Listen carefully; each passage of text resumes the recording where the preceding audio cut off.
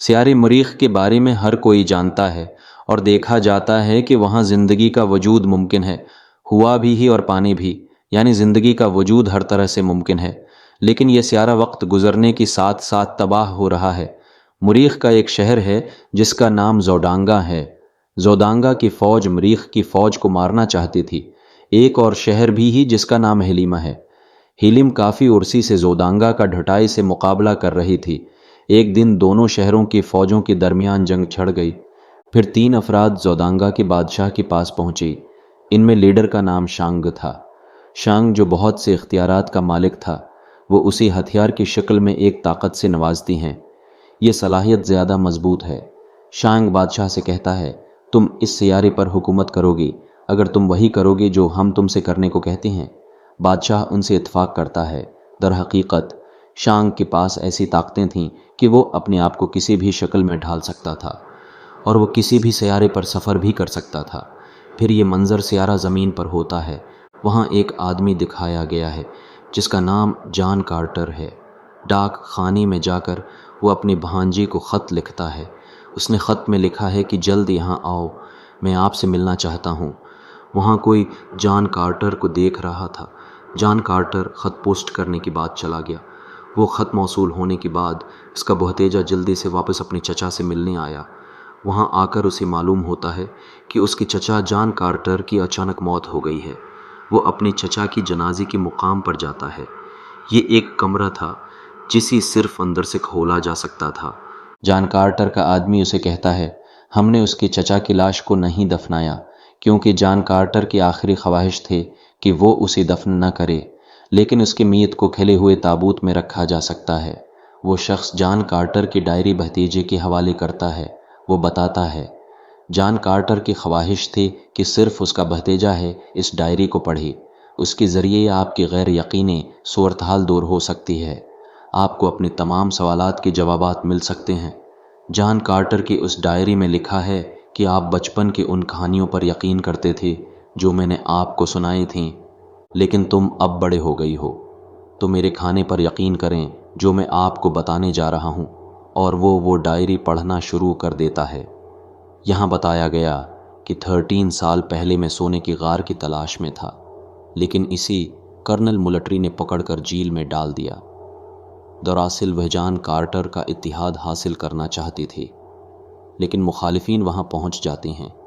وہ کرنل کی فوج پر حملہ کرتے ہیں، لیکن جان کارٹر اور کرنل وہاں سے کامیابی سے فرار ہو گئے اور وہ وہاں جا کر ایک غار میں چھپ جاتے ہیں۔ اور یہ سونے کا غار ہے جسے جان کارٹر تلاش کرنا چاہتا تھا۔ سارا غار سونے سے بھرا ہوا تھا۔ پھر ایک آدمی وہاں آ کر جان کارٹر پر حملہ کرتا ہے اور اسے ختم کرنے کی کوشش کرتا ہے، لیکن جان کارٹر اس کا شکار کرتا ہے۔ وہ شانگ کا آدمی تھا۔ اسے مارتے ہوئے جان کارٹر ایک آلہ کو اپنے گردن سے اتارتے ہوئے چالو کرتا ہے۔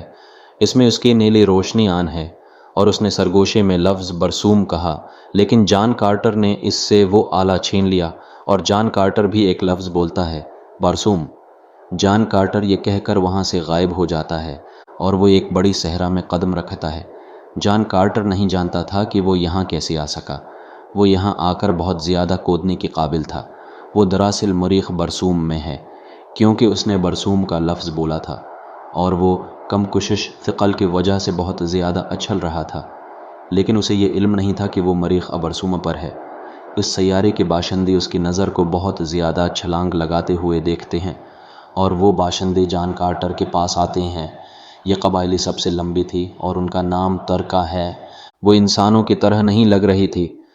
جان کارٹر بتاتا ہے، میرا نام جان کارٹر ہے اور میں ورجینیا سے ہوں، اور وہ باشندی اس کا نام ورجینیا سمجھتے ہیں اور ان کا لیڈر جان کارٹر ختم نہیں کرتا کیونکہ وہ بہت زیادہ اچھل رہا تھا۔ وہ جان کارٹر کو پکڑ کر اپنی قبیلے میں لے آتے ہیں اور ان کا لیڈر وہ آلہ بھی پکڑ لیتا ہے جس کی ذریعہ جان کارٹر یہاں آیا تھا۔ زوڈانگا اور ہیلیم آسمان میں لڑ رہی ہیں۔ ہیلیم کے بادشاہ کو معلوم تھا کہ زودنگا کے بادشاہ کے پاس نیوی لائٹ ہی اور کوئی بھی اس کا مقابلہ نہیں کر سکتا۔ اس کے سامنے کوئی بھی ثابت قدم نہیں رہتا۔ زودانگا کا بادشاہ ہیلیم کے بادشاہ سے کہتا ہے کہ میں آپ کی بیٹی سے شادی کرنا چاہتا ہوں۔ میں آپ سے وعدہ کرتا ہوں کہ اگر ایسا ہوا تو میں آپ کے قبائلیوں کو نقصان نہیں پہنچاؤں گا۔ اور حلیم کا بادشاہ اس سے اتفاق کرتا ہے کہ وہ اپنی بیٹی کی شادی زودانگا کے بادشاہ سے کرے گا، لیکن شہزادی اس شادی سے متفق نہیں ہے، اس لیے وہ خود کو سب سے چھپا کر بھاگ رہی ہے۔ ترکاس کا قبیلہ بھی اس کے پشت پر گواہی دے رہا ہے، اور انہوں نے ایک دوسرے سے لڑتے ہوئے دونوں قبائل کے قبائلیوں کے خاتمے کی خواہش کی، تو ہم مریخ پر حکومت کر سکتے ہیں۔ شہزادی اپنے خلائی جہاز سے گرنے والی ہے۔ جان کارٹر اپنی دوربین کے ذریعے اس کا مشاہدہ کرتا ہے، اور اس نے اونچی چھلانگ لگاتے ہوئے شہزادی کو بچایا۔ زودانگا کا بادشاہ اپنی نیوی لائٹ کا استعمال کرتے ہوئے جان کارٹر پر حملہ کرنے جا رہا ہے۔ شانگ اس سے کہتا ہے، ایسا مت کرو، مجھے اس آدمی کو زندہ درکار ہے۔ زودانگا کا بادشاہ جان کارٹر کو پکڑنے والا ہے۔ ترکاس کا قبیلہ انہیں زمین سے برطرف کرنا شروع کر دیتا ہے، تو زودانگا کے آدمیوں کو بھاگنا پڑتا ہے۔ طارق یہ سوچ کر پرجوش ہو جاتے ہیں کہ انہوں نے جنگ جیت لے ہے۔ تارکا چاہتا تھا کہ جان کارٹر ان کے لیے جنگ کرے، لیکن وہ براہ راست اس مطالبے سے انکار کرتا ہے۔ ترکا نے اسے دھمکی دی کہ اگر تم نے اس کے لیے جنگ نہیں کی تو ہم اس حلیم کی شہزادی کو ختم کر دیں گے۔ تو جان کارٹر لڑنے کے لیے تیار ہو جاتا ہے۔ شہزادی نے جان کارٹر سے پوچھا، تم اتنی اونچی کیسے چھلانگ لگاتی ہو؟ وہ کہتا ہے، میں اس کے بارے میں کچھ نہیں جانتا، میں صرف اپنی سونے کی غار کی تلاش میں ہوں۔ جان کارٹر کو شہزادی سے معلوم ہوا کہ وہ سیارہ زمین پر نہیں ہے، وہ سیارے مریخ پر ہے۔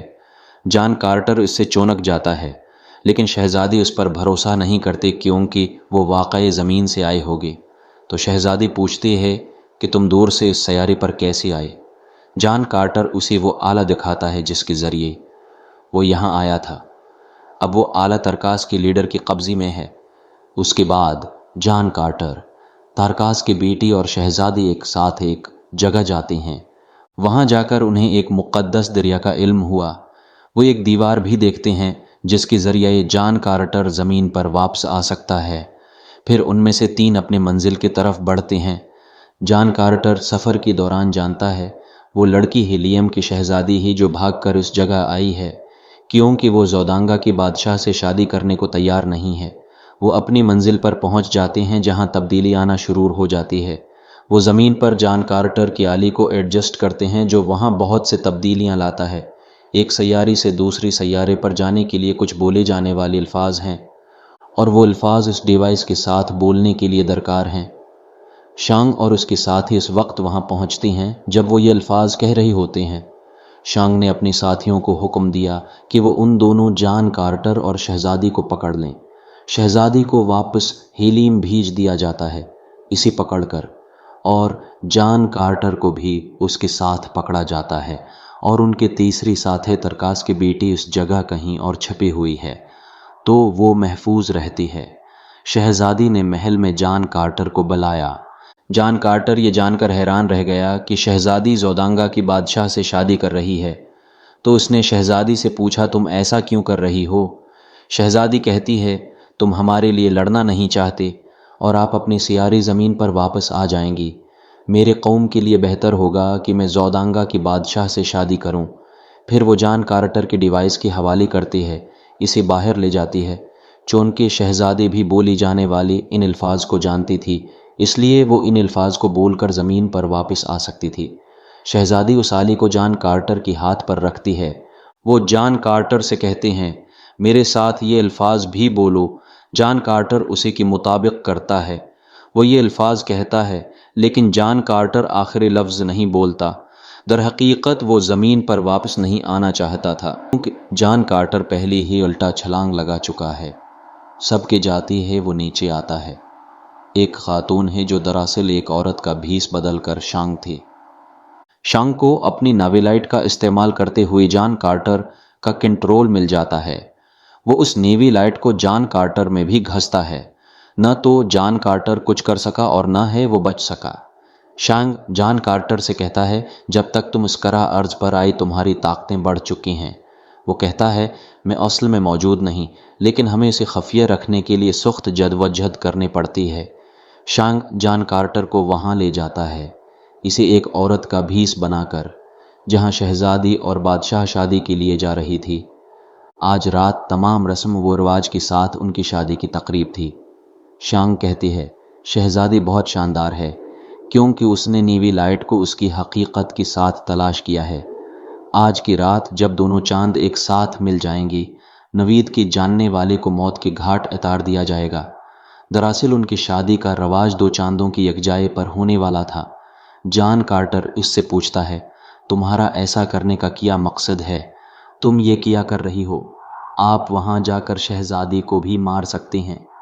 شانگ کہتا ہے ہم بہت پہلے سے ایسے کھیل کھیل رہی ہیں۔ اس سیارے کی وجود سے پہلے کا وقت، اور ہم اسے اس وقت تک جاری رکھیں گے جب تک کہ ہم کرہ ارض کو تباہ نہیں کر دیتی۔ اس کا کہنا تھا کہ وہ اس سیارے کو تباہ کرنے کے بعد سیارہ زمین کو تباہ کر دیں گے، اور ایک کے بعد ایک کرہ ارض کو برباد کرنا ان کا مشن ہے، اور ہم اس نیوی لائٹ کو بیوقوف اور امیر شخص کی حوالے کر دیتے ہیں۔ زودنگا کا بادشاہ امیر بھی ہے اور بیوقوف بھی۔ شانگ بتاتا ہے ہمیں خاص مقصد کے لیے پیدا کیا گیا ہے، ہم باشندوں کو ان کی دنیا برباد کر دیتے ہیں، نتیجے کے طور پر ہم طاقت حاصل کرتے ہیں۔ شانگ جان کارٹر کو دوسری جگہ منتقل کر رہا ہے، پھر وہاں جان کارٹر کا وفادار کتا نمودار ہوتا ہے اور یہ شینگ کے ہاتھ پر کاٹتا ہے جہاں اس نے نیوی لائٹ ڈیوائس سیٹ کی تھی۔ اس نے اس کے ذریعہ جان کارٹر کا کنٹرول حاصل کر لیا تھا۔ جان کارٹر تمغے کو ہٹانے کے ساتھ ہی اس کی کنٹرول سے آزاد ہو گیا ہے، اور جان کارٹر وہاں سے اپنی ایک خلائی جہاز کو سوار کرتے ہوئے آگے بڑھتا ہے، لیکن وہ جان کارٹر کا پیچھا کرتے ہیں۔ جان کارٹر کے تیسری ساتھی ترکاس کی بیٹی صحرا میں ہے، وہ اس خلائی جہاز پر اپنی بندوق چلاتی ہے جو جان کارٹر کا پیچھا کر رہا تھا۔ جان کارٹر کا خلائی جہاز بھی وہیں غرق دن جان کارٹر اور تارکاس کے سابق بادشاہ اس شیطانی جانور کے ساتھ رہ گئی ہیں، لیکن جان کارٹر نے اسے ختم کر دیا۔ وہ یہ بھی ختم کرتا ہے کہ ترکاس بادشاہ جو سابق بادشاہ کی جگہ لے چکا تھا، اب سابق بادشاہ دوبارہ ان کے بادشاہ کے طور پر اپنی نشست پر فائز ہیں۔ جان کارٹر شہزادی کو بچانا چاہتا تھا کہ ان کے آسمان پر دو چاندوں کی ایک ہونے سے شہزادوں کی شادی کا رواج ہوگا اور شانگ شہزادی کو مار ڈالے گا، لیکن جان کارٹر شادی کی رواج کی تکمیل سے پہلے ہے ان کے پاس پہنچ جاتا ہے۔ وہ کہتی ہیں یہ ایک سازش ہے جو ہمارے سامنے آ رہی ہے کیونکہ زودانگا کے لوگوں کو ہیلیم پر کنٹرول مل گیا ہے اور وہ آپ کے شادی کے رواج کی تکمیل کے ساتھ ہیلیم پر حملہ کریں گے۔ زودانگا کا بادشاہ اپنی تلوار نکالتا ہے، پھر وہاں جنگ چھڑ جاتی ہے۔ ترکاس کی فوج بھی ہیلیم کی حمایت کے لیے وہاں پہنچتی ہے۔ دونوں قبیلے زودنگا کو جڑ سے اکھاڑ پھینکنے کے لیے مل کر ان کا مقابلہ کرنے کی کوشش کرتے ہیں۔ جان کارٹر نے زودانگا کے بادشاہ کا خاتمہ کیا، لیکن شانگ اس کے کمرے میں آتے ہوئے شہزادی پر اپنی تلوار چلاتی ہے، لیکن شہزادی اپنی نیوی لائٹ ڈیوائس کو باہر لاتی ہے جو شانگ کی قبضے میں تھا، اور وہ اسے باہر لے کر پھینک دیتی ہے، لیکن شانگ پھر سے اس آلی کو چالاکی کے ساتھ رکھتا ہے۔ جان کارٹر اسے مارنے کے قریب ہے، اچانک وہ وہاں سے غائب ہو گیا۔ اس کے بعد جان کارٹر اور شہزادی کی شادی ہو جاتی ہے۔ اس رات شانگ وہاں ظاہر ہوتا ہے، اپنا بھیس بدلتا ہے، اور وہ اپنے جسم پر ہاتھ رکھتے ہوئے یہ الفاظ کہتا ہے تاکہ وہ کرہ ارض پر واپس آ جائے، اور وہ جان کارٹر کو زمین پر واپس بھیج دیتا ہے جاگتے ہوئے۔ جان کارٹر اپنے آپ کو سونے کی اسی غار میں پاتا ہے جسے وہ کافی عرصے سے تلاش کر رہا تھا، لیکن وہ مریخ پر واپس جانا چاہتا تھا۔ کارٹر 3 سال سے اس ڈیوائس کی تلاش کر رہا ہے، آخر کار اسے وہ آلہ مل جاتا ہے۔ یہ پوری کہانی جان کارٹر کا بھانجا پڑھ رہا ہے۔ جان کارٹر نے کہا ہے کہ تمہیں اب پتہ چل گیا تھا میں نے تم سے کیوں کہا کہ میری لاش کو دفنانا نہیں، کیونکہ یہاں میرے جسم کے تباہ ہونے کے صورت میں مریخ پر برباد ہو سکتا ہوں، اور تم میرے تابوت کی چابی ہو جہاں یہ موجود ہے، اور میری لاش کی ذمہ داری اب تمہارے کندھوں پر ہے۔ جان کارٹر کے بہتیجے گواہ اس کمرے کے دروازے پر کچھ حروف تہجی ہیں، اور وہ اپنا نام ان حروف تہجے کے ساتھ لکھتا ہے، لیکن وہ دروازہ کھلا نہیں ہے۔ پھر وہ وہاں اپنے پالتو جانور سے ختم کرنے کی جدوجہد کرتا ہے، پیچھے سے آتا ہے، لیکن اس آدمی کو کسی نے گولی مار دی اور وہ اپنی سانسیں کھو بیٹھا۔ جان کارٹر کے بہتیجے نے مشاہدہ کیا کہ وہ ابھی تک زندہ ہے، اور وہ اس آدمی کے پاس چلا جاتا ہے جو حال ہی میں اس کے ذریعہ ختم ہوا تھا۔ سے وہ آلہ نکالتا ہے وہ اس کے ذریعہ مریخ تک جا سکتا تھا، اور یہ مارا جانے والا شخص شانگ تھا جو بھیس بدل کر یہاں پہنچا تھا۔ اب شینگ کسی بھی سیارے پر جا سکتا تھا، اس لیے وہ جان کارٹر کا پیچھا کرتے ہوئے یہاں آیا۔ یہاں جان کارٹر اپنے مقصد میں کامیاب ہو گیا ہے اور اپنی بہتیجی سے پوچھتا ہے کہ کتاب لکھو، کسی سے محبت اور اپنی زندگی کا مقصد بنائیں۔ جان کارٹر اس آلی کو لے کر ایک جگہ پر لیٹ گیا اور وہ دوبارہ مریخ کی طرف چلا جاتا ہے، اور یہ فلم بھی یہاں مکمل ہوتی ہے۔ دیکھنے کا شکریہ۔